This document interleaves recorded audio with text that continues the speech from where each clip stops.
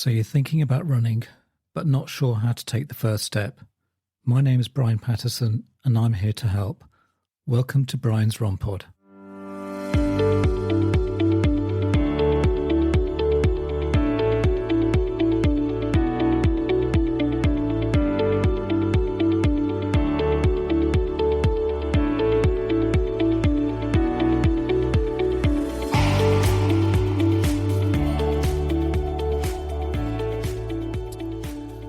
Well, welcome back to the second part of our discussion with Tamsin Burland. If you haven't heard our first chat, then please do have a listen. In the second part, we started talking about how she came across her current running coach, Andrew Wren. I really do hope you enjoy our chat. How did you find out about Andrew then? Yeah, so I was, as I mentioned, I pretty much stopped running because I was having this pain in my ankle, and I just thought, you know what, I don't enjoy. It shouldn't hurt to run. I'm not one of these people who's going to run through the pain. It's hurting for a reason. But it didn't hurt all the time. And I was pretty convinced that actually my running form was I just probably wasn't running properly. Something had gone wrong.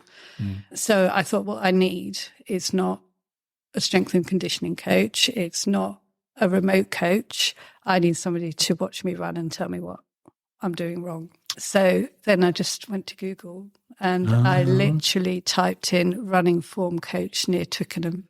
I see. Okay. And Andy came up. Yeah. And good SEO for Andy. Exactly. Yeah. Yes. Tick. Not at the top. I had to scroll down a bit. But so I found him and then I did nothing about it. And then I did it again about 6 weeks later, and then I read his thing again, and I thought, yeah, now I'm gonna give this a go. That's how it happened. Yeah. All right. Yes. Yeah. I mean, I say, as I've said, I've interviewed him, and he's a really passionate and lovely guy. So, what was your first session like?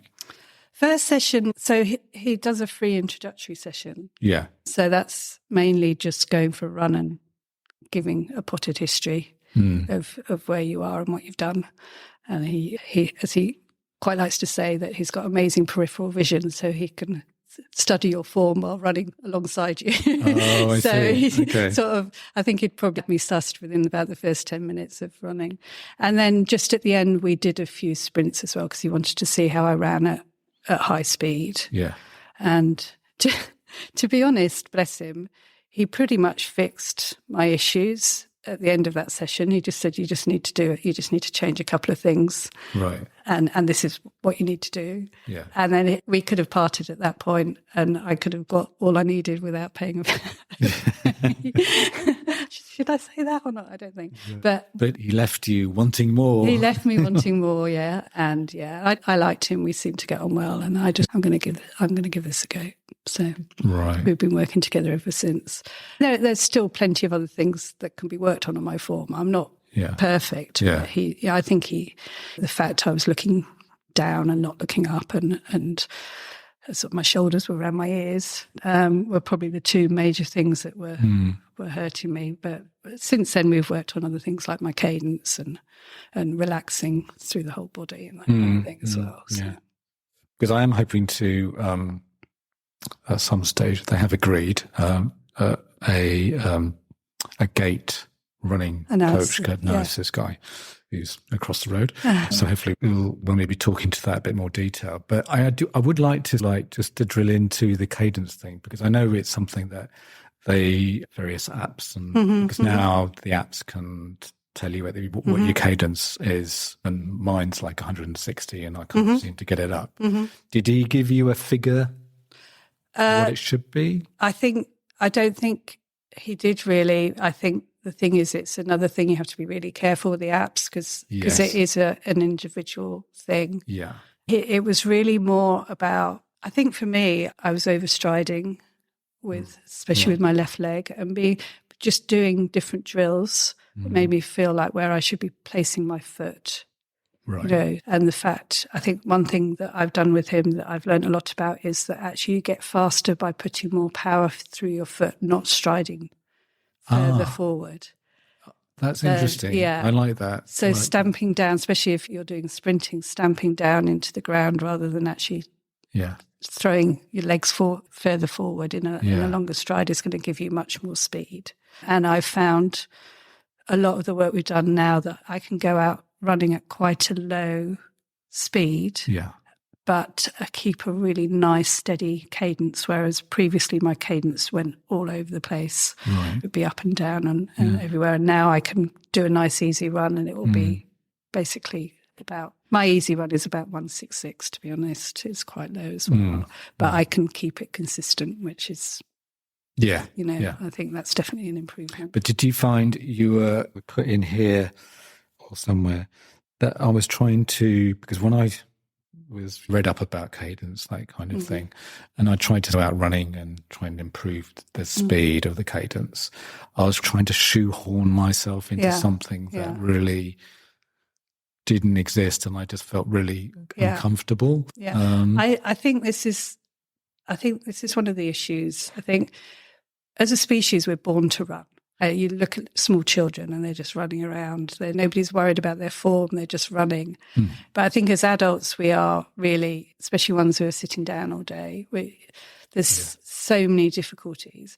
And I think I wouldn't say that what you find on the internet or in a book is necessarily should be ignored. But I think if somebody watches you run, they can see where your issues are. That an article on Runner's World can't do. Yes. And so what I found with Andy is it's just the cues. He gives me the cues. You should be looking at the tops of the trees. You should try doing it. Think about this.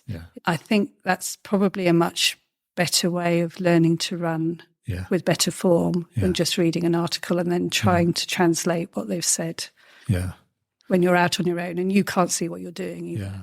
So because you can watch, it's like you can watch other people when I see them out running, especially if we get them wife, and you just see them, they're not professional athletes, but they just they're very at peace and running. So relaxed. They said, I can't tell you run. I've been overtaken by one of the Kenyan runners in Bushy Park before now, and it's just you just stop and look. And just think, wow, that's amazing. There was that famous book, I think, is it Born to Run, which came out quite a few years ago, about these particular runners, and they just run in sandals or something like that. Ultra marathon runners sort of thing.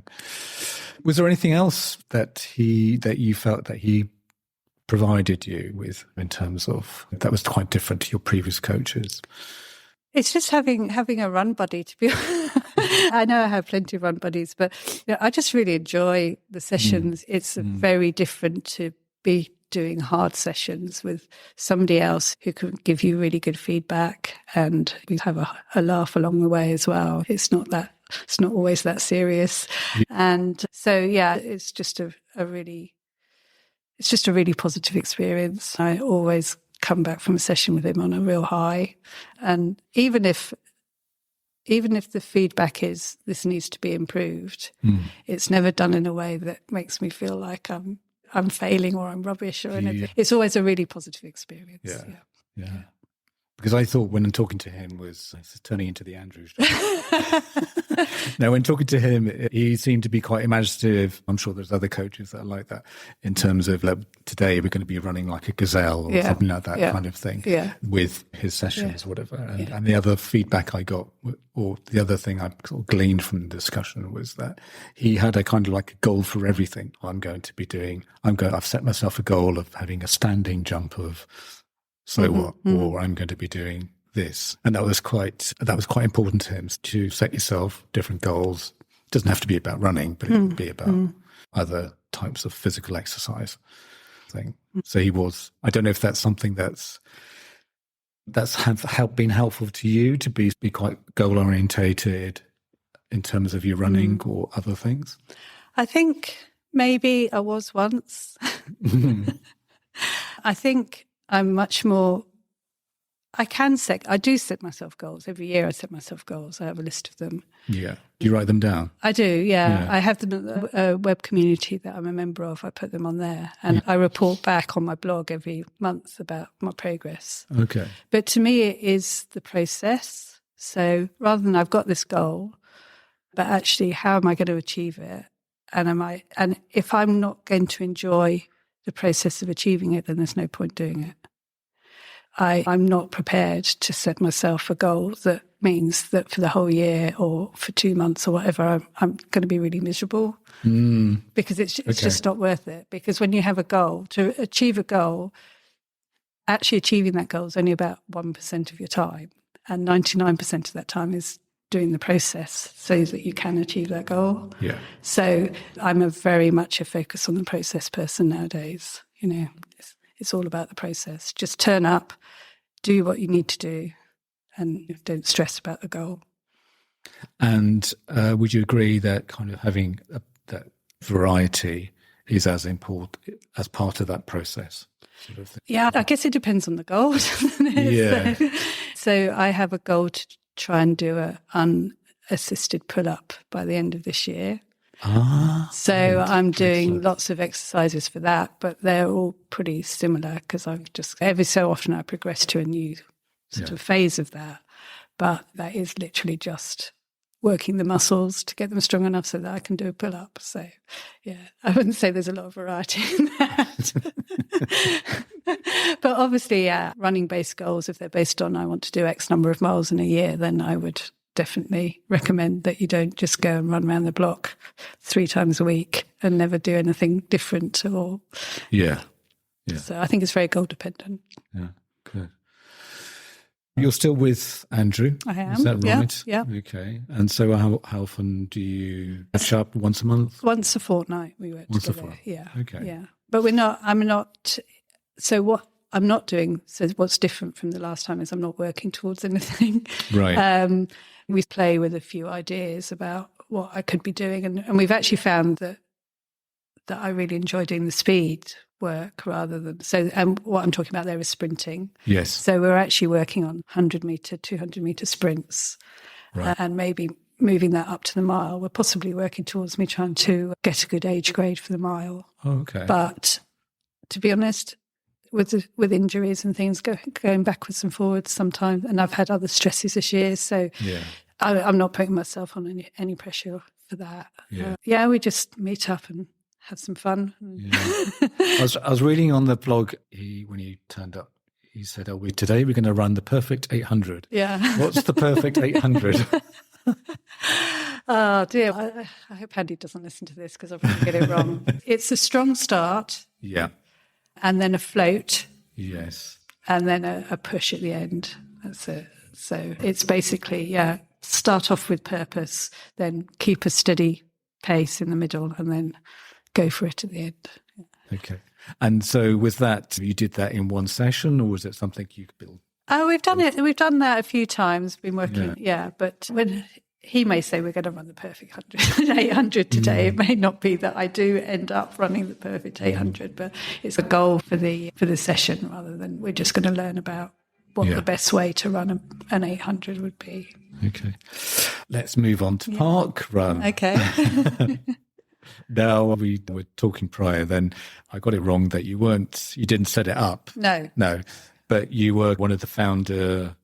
Yeah, group? So we got from sort of day one, there was a call out for people who wanted to be on the core team and maybe train up to be run directors and that kind of thing. Right. So I stepped forward at the beginning from that, And so what was the sort of, was there any training involved in terms of being a course director? I think, not really. I think a lot of it was just doing a lot of volunteering. So it was set up by somebody who's already an event director, right, locally at a different park run. Right. So he did it, and I think he committed to run directing for something like the first 8 weeks or something. Okay. While the team came in, and we were I just remember doing a lot of volunteering, doing lots of different roles, and pretty much by the time we started, each of us started being a run director, we knew the drill pretty well. Yeah. And we were looking at very low numbers in those first. We were getting, I think the inaugural one we got 100, but after that we were looking at 30 people, 40 people a week. So it wasn't we could run it just about on 3 or 4 volunteers. And I just want to add for our international listeners, because we do have international listeners from America to Australia, that it is the Crane Park Run. Crane Park Run. Which is near Twickenham. Yeah. So not very far away from where it all started. No, it's in Bushy Park. No, it's only a couple of miles, yeah. Yeah, yeah, exactly. So you started off with, let's say, about 100 people. And how many years ago was that? It's 2012. 2012? Yeah. Oh, I see. So Olympic year. Yeah. Oh, wow. Yeah. The reason why I remember that is that Duncan, who was the first event director, missed one of the weeks because he was part of the opening ceremony. Yeah, so I remember that very clearly. Yeah. Oh, okay. And what do you get out of it? What's being part of Park Run? I think it's the people, obviously, again. And I think for me, I get as much out of volunteering as I give. It's something I really enjoy doing. And it's something I think I can do, something I'm knowledgeable. I know what Park Run's about, and I can, I think, make a significant contribution, people's enjoyment of the event, hopefully. Yeah. And it's Park Run's given so much to so many people and brought running to people who may never have. You just anticipated my next question as to why has it been so successful? Why is it? Okay, so this is really interesting, actually. Good. I'm almost certain it's the community aspect. And it's the same for the running club and also, I think, for the online community I'm a member of. There's a guy called, I'm going to butcher his name, Eli Parisa, I think, who's studied online communities and compared them to in-life communities and wanted to find out what worked and what didn't. And it seems that in real life, outside of the digital world, a community needs a built space, a program, and a benign overseer, leader. And if you have, so the built space would be the park run or a park. Yes. The program is a time where everybody could meet, some sort of programming. So in a park, it could just be that there's a band playing or something, so everybody takes their kids along. Yeah. And then there's sort of benign overseer to make sure nothing gets out of hand. And all those three actually are the same for Park Run. You've got the course, you've got the 9 o'clock Saturday start, and you've got the event director and the run directors just making sure that everything happens smoothly. Yeah. So I think it's the magic formula for a community to be built, and that's what's happening. Yeah. And it's like running or the exercise part is just a byproduct. Yeah. It doesn't necessarily, because it could be something else. It could be something else, You could be knitting in a circle, something like that. You could be a member of a church group. It's exactly the same thing. Exactly the same thing. Yeah. Because I know it's not quite the same thing, but that's what I enjoy about doing the podcast is when I interview people, you get the story, but also that, which we have, like you said, it's something we, because we're of our jobs, which are either online or whatever, and we don't get, and even more so after COVID, because people are working from home, they're not getting that face-to-face interaction type of thing. But no, that's quite an interesting point. Yeah. And I don't know, maybe this is a bit left field sort of thing, but I don't know whether us as an English community, I don't know, I know I have Latin American roots, quite family, and that community is very important. But but I'm not sure whether us in the English community we're that good at that. I'm not sure. Less so than we used to be. I think. Yeah. Okay, well, that's good. My gosh, we've done 50 minutes. Wow. But I was really interested to know as to one of the last questions is do you have any sporting heroes? I do. Yeah, I had to think about this one. I think the first person who always comes to mind since she did this a couple of years ago is Jasmine Paris, who ran the 268-mile spine race and won it. Wow. So that's up the Pennine. It's a race through the Pennines. And she beat all the men.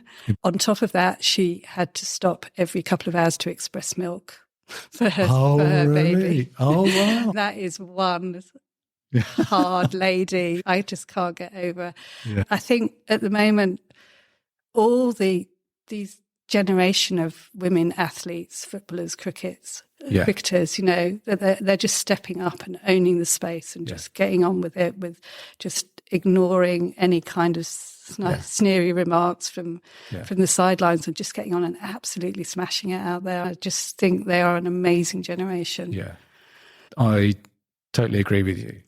I just think the entertainment value is just there as well. Yeah. And they've brought through grit, determination, administration, whatever. Yeah. It's definitely become the norm now. Yeah. You don't even think about it. No, you don't. Obviously, with how well the England team did in the World Cup, but it wasn't maybe 10, 15 years ago, you would have noticed that disparity. It's women playing football. Yeah. But now you don't. Yeah. There's to come that far, whereas maybe the men's game took a lot longer to come that far in terms of professionalism to stadium of 80,000. That's just, it is phenomenal. Yeah. And watching the athletics last week, I found myself realising that I was actually enjoying the women's races, watching them more than the men's. Just what was going on in there and the personalities. It just seemed, they're very, very different, but I'm just so pleased that they're on an equal footing now, and their achievements are being celebrated just as much. Yeah, exactly. Yeah, and I think a lot of women even from the name that escapes me, but the woman who did the first Boston Marathon. Yes, actually, she was on my long list. Oh, she was. Yeah, absolutely. I mean, I'm quite a timid person when it comes to dealing with authority, and the balls that she had to do that was just incredible. There was a very good, not wanting to promote another podcast on BBC Sounds about, they had an interview with her, and it's quite interesting podcast about her doing it. Yeah. So, and it was just she's quite nonchalant. She said, I can do that. So. Yeah. Brilliant. I want to be like her when I grow up. Yeah.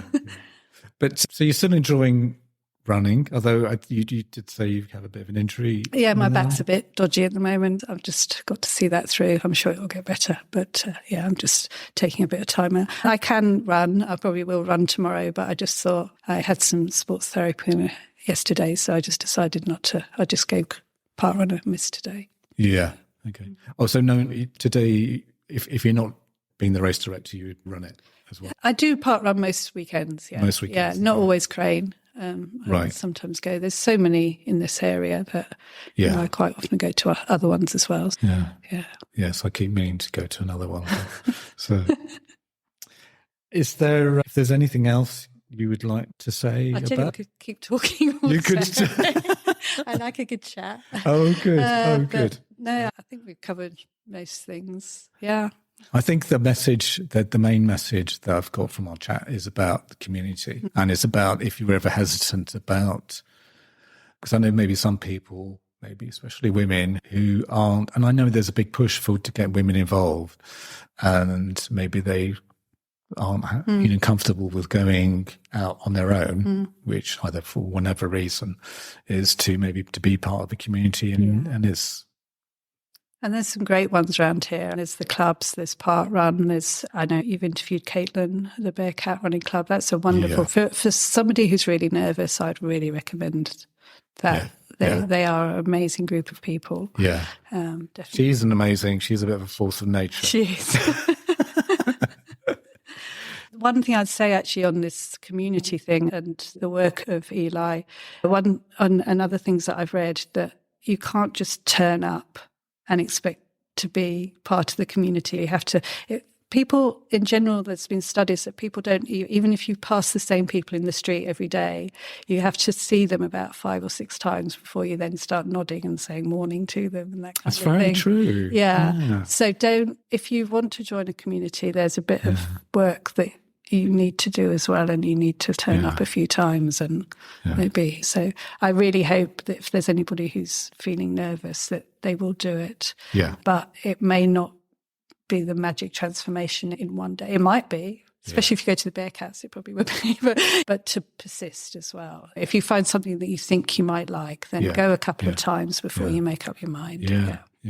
And like I said, I choose my daughter as an example, is that I just did not my wife and I did not think she would be into exercise, but suddenly I think she got the inspiration from somewhere else. Maybe it was a peer group thing or something like that. And then she just took it up. And then she's immediately found the benefits sort of thing. And obviously, I suppose it's the lesson there, just give it a try. You never know. You might like it. And there's more things out there than running if you don't as well. Exactly. And what was the online community you're... So Fetch Everyone. Fetch Everyone. This was set up by a lovely man called Ian Williams on his own. It briefly flirted with big commercial providers, but he's running it on his own again now. And so it's been going nearly 20 years now. Mm. And I think it is the online equivalent of somewhere like Parkrun, because he's built this space. People turn up every day. He is a benign sort of overseer to make sure nobody starts getting too nasty on any of the forums. Yeah. And it's just a really lovely, supportive space. Mm. And people can turn up and, again, post on a few forums. People start recognising their names, and within a couple of months, they're fully integrated into part of the community, and everybody's welcome, really. Great. If there's anything you'd like to promote, well, apart from that, I don't know if you're on social media or anything like that. Actually, feel free. I'm really not on social. The only social media I do is Fetch Everyone. Fetch Everyone. That's great. Tamsin, I just want to say I really enjoyed today. I hope you did. I did. I really enjoyed it. Thank you. Oh, good. But thank you very much for coming today, and I hope you carry on running. Thank you. Okay.